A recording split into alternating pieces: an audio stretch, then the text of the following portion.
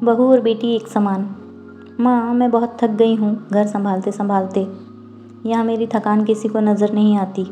कुछ दिन आराम करना चाहती हूँ। सोच रही हूँ कुछ दिनों के लिए अपने मायके आ जाऊँ।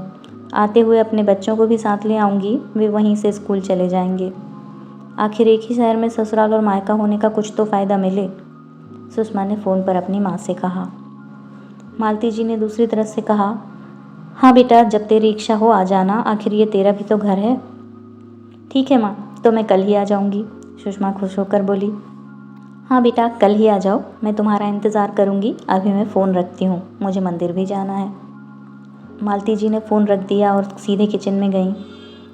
किचन में खाना बना रही बहू से बोली, अरे मधु सुनो, कल तुम्हारी ननद आ रही है। आज बाज़ार जाकर फल सब्ज़ी और मिठाइयाँ लेकर आना। बेचारी मेरी बेटी ससुराल में नौकरों की तरह काम करती है और उस पर कोई ध्यान ही नहीं देता। यहाँ आएगी, कुछ दिन रहेगी तो उसका मन और तबीयत अच्छे रहेंगे। सास के मुंह से ऐसी बातें सुनकर मधु का चेहरा उतर गया। वह मन ही मन सोचने लगी, काश आपको मेरी थकावट भी कभी नज़र आती।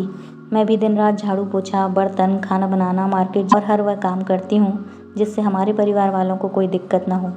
काश आप मुझ पर भी ध्यान दे पाती। आपकी बेटी तो जब मन में आता है तब यहाँ आ जाती है, लेकिन मैं साल में एक बार ही अपनी माँ के पास जाती हूँ, तब भी आपको प्रॉब्लम होती है।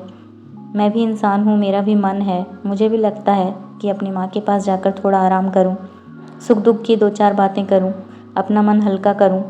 भगवान अब तुम ही कुछ करो ताकि मेरी सास की आंखें खुल जाएं और उन्हें मेरी थकावट भी नज़र आए। शाम तक भगवान ने जैसे मधु की सुन ली और उसकी ननद का फ़ोन आया। ननद ने अपनी माँ से कहा कि उसकी सास ने उसे मायके आने के लिए मना कर दिया है, इसलिए इस बार वो नहीं आ सकती। मालती जी बोली, ऐसे कैसे मना कर दिया? पहले तो कभी वह तुम्हें आने के लिए नहीं रोकती थी, इस बार भला क्या हो गया? लाओ मेरी बात कराओ उनसे, मैं समझाती हूँ। सुषमा ने फ़ोन अपनी सास को दे दिया। मालती जी ने कहा, नमस्कार शमधन जी, आपसे कुछ कहना था। शमधन जी ने कहा, कहिए। दरअसल कल त्यौहार है, इसलिए सुषमा अपने मायके आना चाहती है। अगर आप उसे भेज दें तो अच्छा रहेगा।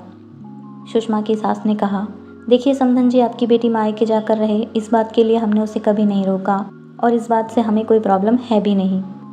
कुछ दिनों पहले मैं अपने रिश्तेदार के यहाँ शादी में गई थी। वहाँ आपकी बहू मधु की माताजी से मिलने का मौका मिला। उनसे गपशप करने के दौरान उनकी बातों से पता चला कि मधु को साल में एक ही बार अपने मायके जाने को मिलता है, और वह भी बहुत कम समय के लिए। मुझे लगता है आपको पहले मधु को उसके मायके भेज देना चाहिए, और वह जब मायके होकर आ जाएगी तो मैं सुषमा को आपके पास भेज दूंगी। एक बहुत ज़रूरी बात जो मुझे लगता है कि आपको समझ लेनी चाहिए कि आपको अपनी बहू को भी बेटी की तरह या बेटी से भी ज़्यादा प्यार देना चाहिए। उसे भी मायके जाने की इच्छा होती होगी। हो सकता है सुषमा के वहाँ जाने से उसकी आवभगत करने के लिए आप उसे उसके मायके नहीं भेजती होंगी, या फिर वह आपसे कुछ कहने से भी डरती हो। अगर आप उसको घर में ही कैद रखोगी तो एक दिन ऐसा आएगा जब वह आपके खिलाफ़ बोलने लगेगी। फिर वह आपकी कभी सुनेगी भी नहीं और जब चाहे तब अपने मायके चली जाएगी। ऐसी परिस्थिति आए, इससे अच्छा है कि आप ही कुछ बदलाव अमल में ले आएं, जिससे आपका रिश्ता और रिश्ते की मिठास खराब ना हो। मालती जी को अपने समधन के हर एक शब्द में सच्चाई नजर आई। उन्हें महसूस हुआ कि उन्होंने अपनी बेटी के प्यार में अंधे होकर कभी भी अपनी बहू के मन का विचार नहीं किया।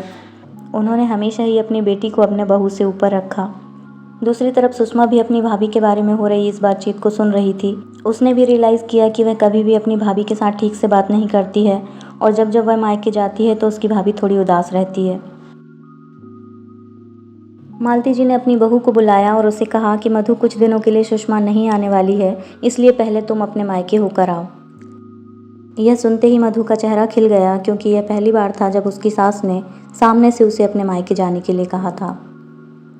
अगले दिन मधु अपने मायके गई और इस बार 1-2 दिन नहीं, पूरे हफ्ते भर रहकर आई। अपने माँ बाप से, अपने रिश्तेदारों से मिलकर आई, और जब वह लौट कर आई तो उसका चेहरा खिला हुआ था, उसकी आंखें चमक रही थीं। मधु के आने के बाद सुषमा भी अपने मायके आई और इस बार वो खुद सामने से अपनी भाभी से खुशी खुशी मिली और अच्छे से बात की। सुषमा ने अपनी माँ से बात करके उन्हें भी अच्छे से समझने में मदद की कि वे कहीं न कहीं मधु के साथ गलत व्यवहार कर रहे थे। दूसरी तरफ मधु अपने ससुराल वालों के बदले रवैये से बहुत खुश थी। अब वह खुशी खुशी सबका ध्यान रखती थी और हर काम प्यार से करती थी। वह ध्यान रखती कि कोई भी ऐसी बात या काम ना करे जिससे घर में तनाव का माहौल पैदा हो। मालती जी अपनी बहू को खुद ही समय समय पर मायके भेज दिया करती। एक छोटे से बदलाव ने सास बहू और भाभी ननद के बीच की कड़वाहट को दूर कर दिया और रिश्तों को और भी ज़्यादा मीठा और मजबूत कर दिया। दोस्तों, कहानी पसंद आई तो लाइक और शेयर करना बिल्कुल ना भूलें। चैनल को सब्सक्राइब भी कर लें। बेल बटन को ऑन करना मत भूलिएगा, इससे आपको नोटिफिकेशन टाइमली मिलेंगे।